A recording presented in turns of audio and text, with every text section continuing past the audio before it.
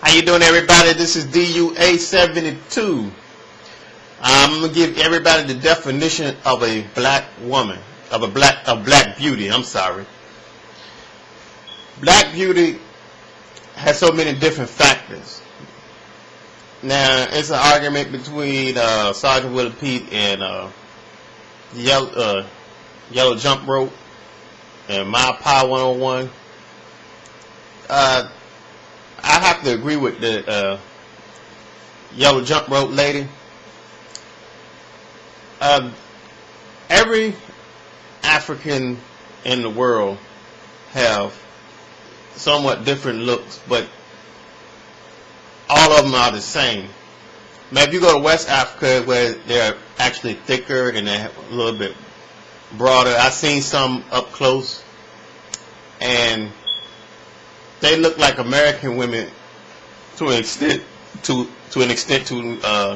until they open their mouths. I don't understand what's the difference between where the Africans coming from and what they're mixed with, because everybody knows people around the world are mixed with something. I mean, the point is, Vogue was appreciating the beauty of African women abroad, and African Americans, because of the history of the United States, they didn't do that. They were suppressed to be showing their beauty or sexuality or whatever. See, before it was the neck rolling, hot attitude black woman, it was the docile, happy, big woman stereotype they had, like the Aunt Mama type. I mean, she was never the leading lady in films. You really never had a really big star except for Lena Horne and Dorothy Dandridge, before the 60s. And even though a lot of black women epitomized the feminist movement because they had to struggle and scratch and do everything they had to do to keep the family together.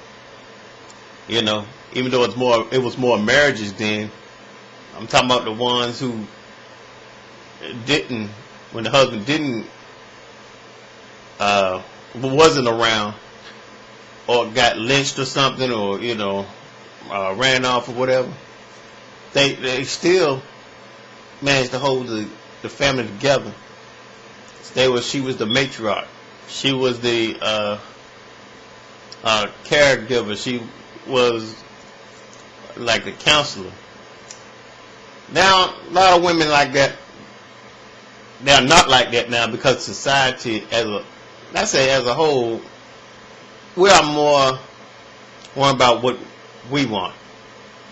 People don't look at a marriage, for one thing, they don't look at a marriage as building stuff together. They look at a marriage as giving up what they want to do when they're single.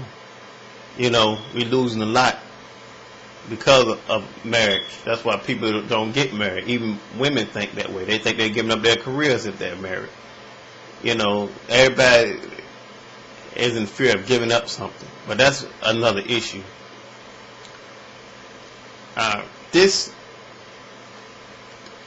argument, confrontation with straight hair, natural hair, curly hair, processed hair, braids, it's been going on since Madam C.J. Walker invented her perm products in the early 20th century. And at that time, they was really criticizing her for trying to make the ladies look white. But, people respected her as an entrepreneur. But a lot of people, even Booker T. Washington, none of them didn't take her seriously. But her product went through the roof. And, that's now it's part of Black America. It's going to continue to be part of Black America as long as America is on earth. Some women go through the Afrocentric stage. They go from braids, they go to extensions, weaves. Some women can just pull all kind of hairstyles off and still look good doing it.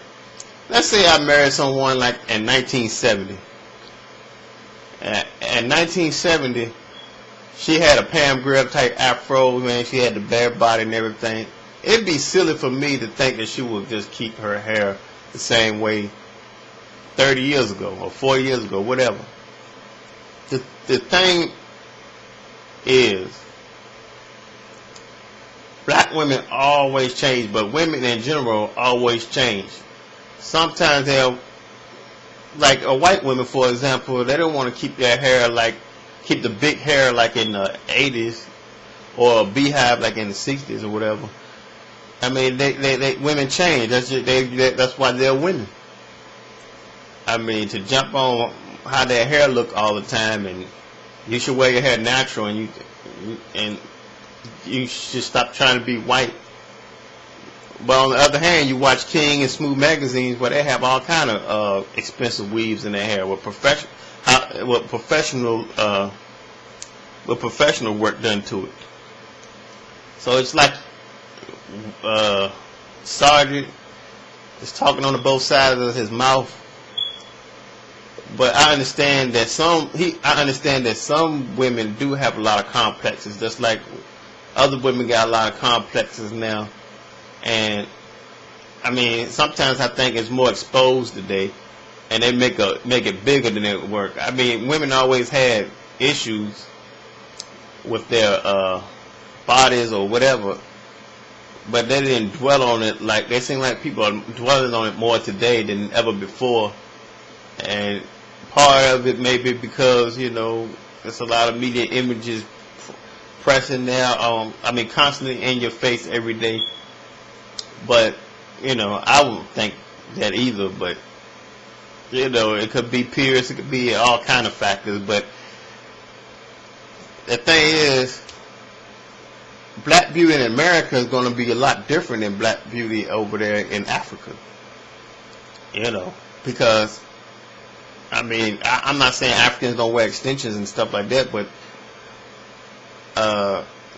it's not a requirement. Some men out here in America like weaves, and like curvaceous, thicker women, that especially in the Southeast. That's just the way it is. But I commend Vogue for representing the African women very well, even though I don't have the book. But I mean, they are beautiful. I mean, you can go up on YouTube and watch some nice looking Ethiopians, or even nice Ghana women in West Africa.